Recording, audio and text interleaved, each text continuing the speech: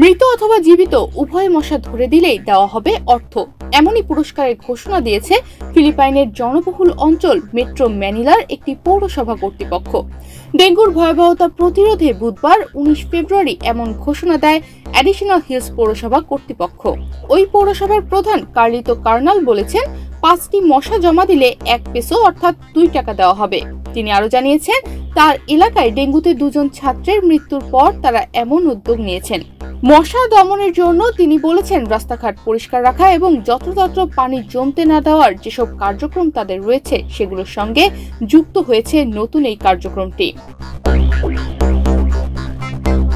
জীবিত ও মৃত মশার পাশাপাশি লার্ভা জমা দিলেও মিলবে নগদ অর্থ। যেসব জীবিত মশা সংগ্রহ করা হবে সেগুলো অতি বেগুনি রশ্মি ব্যবহার করে নির্মূল করা হবে। তবে এমন অদ্ভুত ঘোষণাটি বেশ সমালোচনার মুখে পড়ছে। সামাজিক যোগাযোগ মাধ্যমে একজন মজা করেই লিখেছেন, সেখানে এমন ইচ্ছা করে মশার চাষ করা হবে যেগুলো পরে বিক্রি করা হবে। আরেকজন লিখেছেন, যদি একটা পাখা থাকে তাহলে কি ওই মশা নেওয়া হবে না?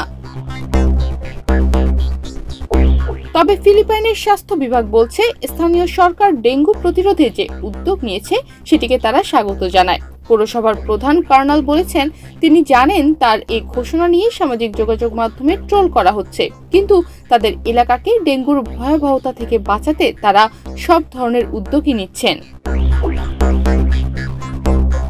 অ্যাডিশনাল হিলস নামের ওই এলাকাটিতে 70,000 মানুষ বসবাস করেন।